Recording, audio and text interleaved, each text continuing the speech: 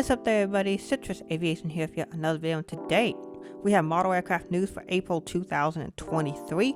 So let's get started with the video talking about what is happening in the model aircraft industry. In terms of major news, there hasn't been much happening, which is good because we got some molds and some interesting releases to talk about. So with molds, we're going to first preview two that are going to be a bit of spoilers for an upcoming release, the GeminiGA's May release, but they are two brand new molds that GeminiGA has finally released.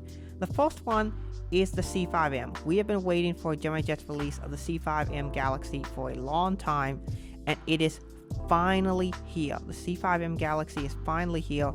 It's been released, so it'll be in collectors' hands within the next month or so. So really exciting to see that the C5M finally shows up in 1 to 200 scale.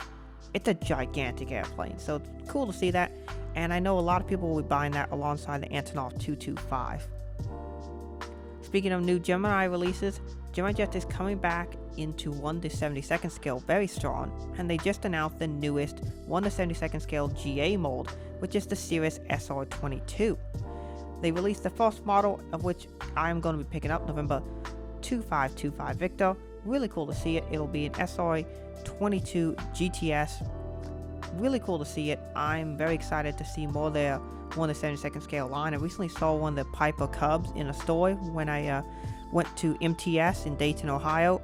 Really cool model, and I'm excited to add the Cirrus. I'll be picking up the Piper as well, and then also picking up the Cirrus and putting both in my collection, as my 1 to 72nd scale collection is starting to take off a little bit with interest in more models. So I have the E2D Hawkeye from Hobbymaster, and that is awesome, and I'm looking forward to adding more 1 to 72nd scale models, of which the SR22 and the Piper Cub will be amongst those, and I suspect GeminiGA will be doing more 72nd scale releases. This is a really cool line from Gemini, and I hope they do more of these, and I hope we get larger aircraft too.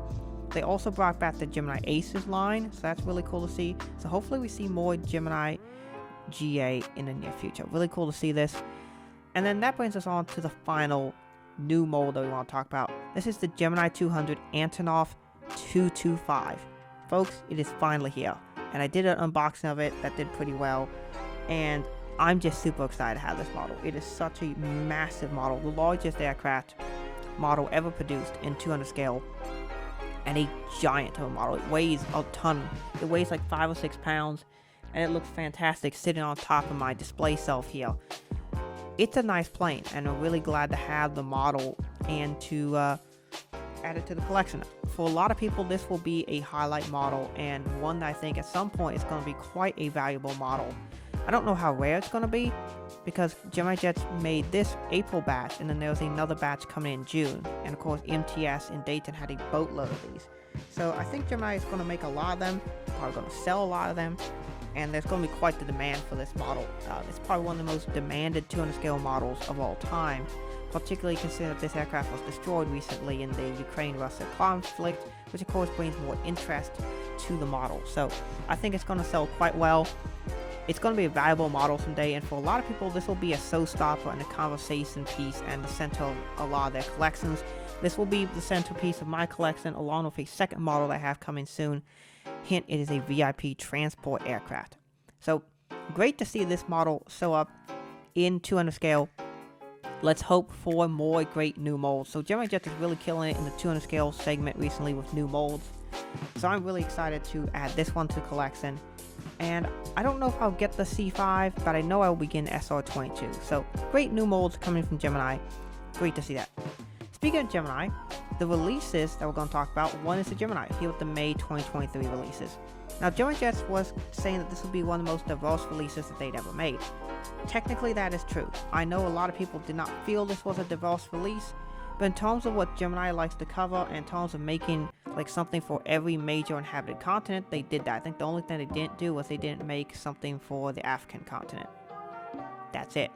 Other than that, they have at least one aircraft from every continent, including the Australia Oceanic region with that Air New Zealand A321. And I know for a lot of people, a lot of these releases aren't as interesting, particularly a lot of North American releases, but I think there's still some good stuff here.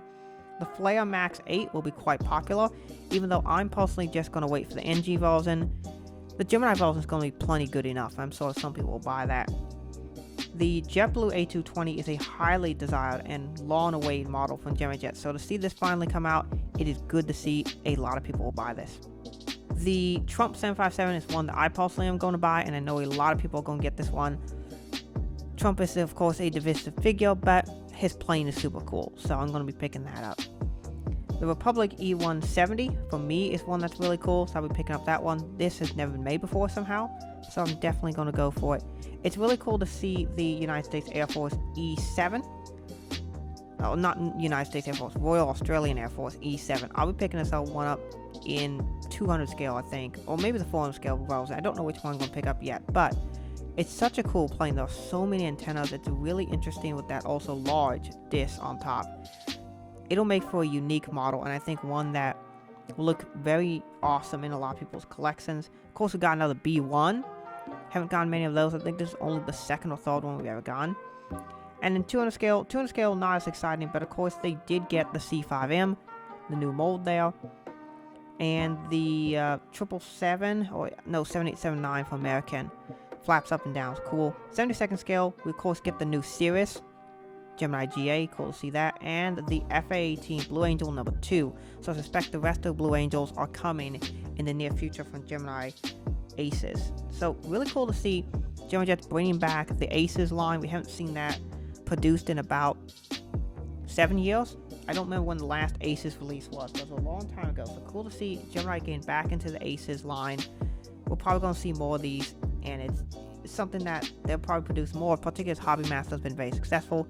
JC Wayne's has been pretty successful, and 1 to 72nd scale is a scale that's growing in popularity, so it's good to see that coming back. That brings us on to NG Models, who made the largest model aircraft release of all time, dropping 42 models all at the same time. That is a boatload of planes. So I'm just going to go over some of the highlights that I think are cool.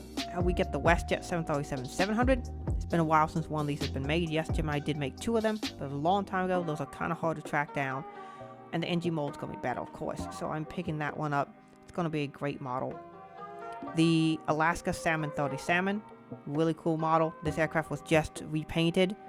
So it's great to see them making a model in memory of this awesome livery and aircraft. So I think that's cool. They are making all 4 Icelandair 737 MAX 8s in all 4 separate liveries. So that'll be really cool to add to the collection, to add the Icelandair MAX 8s. Those will be cool. The artwork does show the yellow one is incorrect, because those are like a dark green. It should be yellow, but you know, still pretty cool. I know a lot of people are excited about the Continental Pido Max 777. That's not one for me, but I know a lot of people will be interested in that one. I'm actually interested in the Aeromexico 777. I think that's a really cool model. Could make for a great release. I personally will be going for a British Airways 777-200 standard livery. And then I'm also going to go for both Air India 777s. I saw both of these in San Francisco. A standard one was just parked in a hard stand. And I saw the special Mohammed Gandhi aircraft take off going to New Delhi. 15-hour flight. Really long flight, but cool to see this aircraft take off and actually see it. Great model. The NG mold is not the best, but it's a decent mold, so it'll make for a good model there overall, I think. Really cool to see the LAN A318s. These are both super awesome. I believe a LAN A318 model has never been made, so NG making 2, including a special, is really cool. The Condor A321s, a lot of companies are making this, but it's kind of cool to see that. And then of course we have the Azul A350. Again, a bunch of companies are making this, but NG's is going to be the best. I did rank the NG A350 as the best mold, and there's a possibility I'll pick up this model. It'd be cool to have an Azul model. I've never bought one, and I'd like to get an Azul model, and this one just looks super clean. So that'll be a nice one. So that's the NG releases. Not a whole lot for me to talk about, but I mean, tons of models. Probably something in here for everybody. And so lots of great stuff there.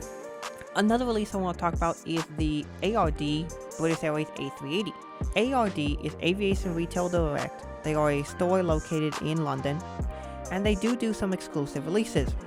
And in this case, they did an exclusive release with the British Airways A380 Mould by Aviation 400. I had the chance to pick this model up recently from MTS, Military Toy Story, in Dayton, Ohio. Really cool store. Video coming on that very soon in the next 2 weeks. and they happen to have this exclusive release. They sell a lot of very rare exclusive releases. They had this one. I picked it up, and it's great to have. It's a very expensive model. It's over $100, and I believe the ARD version that they sell in their store is $100 too, so it's very expensive. But it was cool to have it, and I've been wanting a British Airways A380, and so you can expect a review of that model coming soon. So that's basically it for this episode. It's a bit of a shorter episode here for April. Again, it's a one where I'm just doing it by myself. There'll be a guest in a future episode here soon. So that is it for this video. I want to thank you all so much for watching. Have a great rest of your day, and God bless you.